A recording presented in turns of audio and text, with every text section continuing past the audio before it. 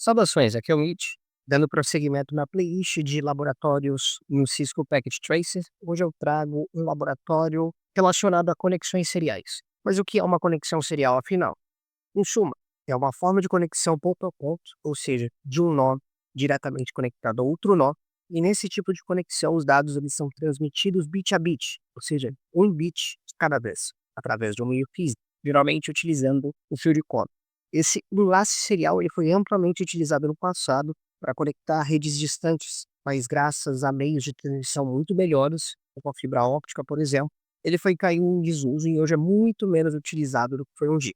Os dispositivos Cisco, eles contam com um protocolo chamado CDP, que é um protocolo que descobre os dispositivos na vizinhança e algumas informações destes dispositivos. CDP significa Cisco Discovery Protocol, e ele é proprietário do Cisco, e ele é presente nos mais diversos dispositivos desse fabricante e permite descobrir informações como o nome de um dispositivo, qual é o tipo daquele dispositivo, entre outras informações.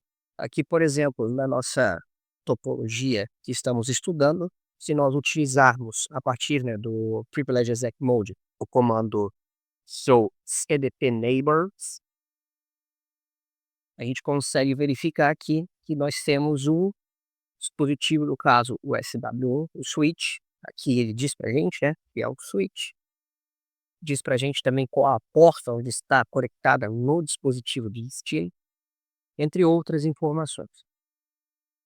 Visto que a nossa conexão de serial deveria aparecer também nessa lista, mas não aparece. Isso se dá pelo fato em que as portas seriais elas não vêm habilitadas por padrão. Se a gente verificar aqui no comando show IP interface brief, a gente consegue ter aqui um resumo, né, um sumário de todas as nossas portas, e a porta serial 0, ela, observadamente aqui, ela está desabilitada administrativamente. Então, no caso, a gente precisa habilitar essa porta, e aí sim a comunicação ela possa acontecer.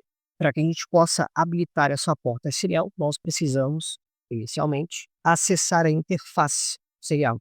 Então, a partir do terminal de configuração, nós acessamos a interface, e uma vez a interface, nós utilizaremos o comando no shutdown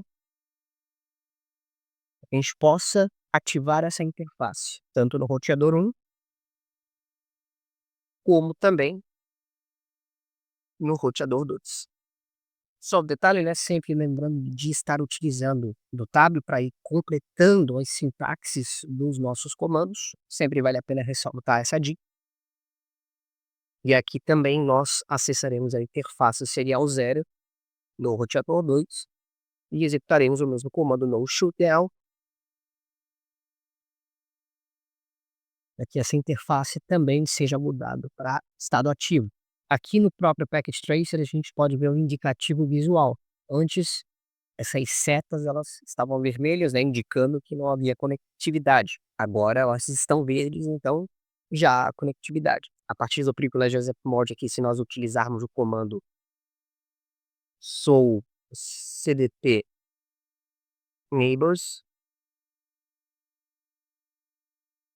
pode verificar que nós ainda não temos o roteador 1, mas é por conta do tempo. Se a gente avançar o tempo no Packet Tracer aqui, a gente vai poder observar que agora sim, além do switch 2 aqui no caso do roteador 2, nós também temos aqui o RU, que é o roteador, está conectado através da interface serial 0, e lá na outra ponta, ou seja, na ponta do roteador 1, ele está conectado ao roteador 2 a partir da interface serial 0 também.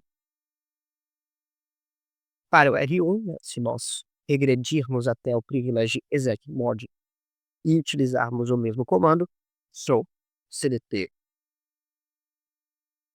neighbors, também visualizamos ali que o R2 agora ele aparece na nossa lista com aquelas características que eu descrevi anteriormente. Então a primeira questão ali do nosso laboratório a gente solucionou. Agora, como trata-se de uma conexão serial, a gente precisa identificar quem é o nosso DCE e quem é o nosso DTE. Em uma conexão serial, um dos lados precisa ditar o ritmo da transmissão. E esse é o papel do DCE, ou Data Communication Equipment. enquanto o outro lado só recebe os dados e ele é conhecido como DTE, o Data Terminal Equipment. Para a gente poder descobrir quem é o nosso DCE e quem é o nosso DTE, a gente precisa utilizar o comando show controllers serial 0. Aqui no Privilege Exec Mode a gente pode rodar o comando e aqui a gente pode identificar quem é o nosso DCE e quem é o nosso DTE. No caso aqui no R1, quando eu uso o comando, ele já me traz aqui essa informação. DCE, clock rate de 2 milhões de bits ou 2 megabits por segundo. Sabendo que é o nosso DCE, a gente resolve a nossa segunda questão do laboratório e a gente pode progredir para a terceira, que é configurar o clock rate do DCE. O que é um clock rate?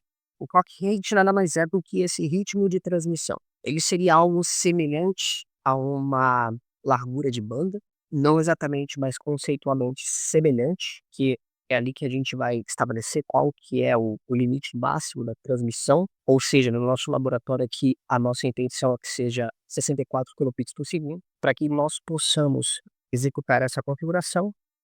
Mais uma vez, a gente precisa entrar na interface. Então, entro no terminal de configuração, entro na interface serial 0 e aqui eu posso estabelecer o meu clock rate.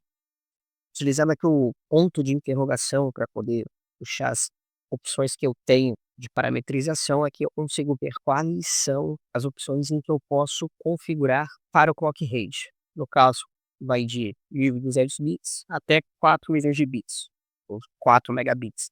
Então aqui eu vou configurar para 64 kilobits por segundo ou 64 mil bits. Aqui eu uso o exit, voltando para o Privilege Exec Mode, e aqui eu vou usar o comando show controllers, serial 0 mais uma vez, eu verificar se agora eu estou com o clock rate correto. E eu verifico aqui que sim, o clock rate foi configurado para 64 kilobits por segundo. Como estamos falando de roteadores de camada 3, para que uma comunicação lógica ela possa acontecer entre esses dois dispositivos, uma outra informação que precisa ser configurada é o endereço IP. Então, para que a gente possa configurar o endereço IP desses dois dispositivos, mais uma vez a gente precisa entrar no terminal de configuração e na interface serial de cada um dos equipamentos. E aqui a gente pode utilizar o comando IP address e aí a gente vai entrar com o endereço IP de cada um dos nossos respectivos roteadores, ou seja, no 2.168.0.1, com máscara de subrede /24 no nosso R1, no nosso roteador 1. E não obstante, no roteador 2, a gente vai executar o mesmo comando.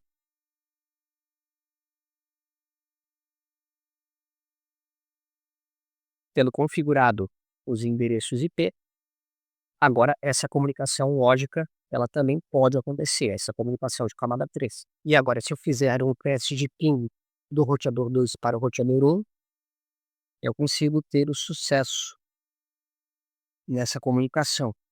Igualmente, o roteador 1 para o roteador 2. E eu tenho também um sucesso nessa comunicação. Então foram esses os pontos que nós abordamos aqui nesse laboratório relacionados a conexões seriais. Era uma conexão muito utilizada no passado, hoje em dia perdeu muito do seu espaço para métodos de conectividade que são mais eficientes. Entendemos como funciona o CDP, que é o protocolo de descoberta dos equipamentos Cisco, que trocam informações em camada 2 e conseguem descobrir ali quem são os seus vizinhos, quais são as interfaces que estão interconectadas, os nomes desses dispositivos, entre outras informações. Aprendemos como fazer a detecção de um DCE e de um DTE, onde o DCE, em uma comunicação serial, é quem vai ditar qual vai ser o clock rate, ou seja, quantos bits por segundo serão enviados por essa conexão. A gente estabeleceu os endereços IP para que essa comunicação em camada 3 ela possa acontecer. E a gente fez o teste de conectividade com o comando ping, a gente poder validar todos esses passos que a gente fez até aqui. Pois bem, esse é o laboratório de hoje. Qualquer dúvida, consideração ou sugestão, podem ficar à vontade aí na seção dos comentários. Se gostou deste conteúdo, se lhe agregou em alguma coisa, considere a inscrição, considere deixar o seu like. Mas eu agradeço pelo tempo que dedicou para estar assistindo esse laboratório e até o próximo vídeo.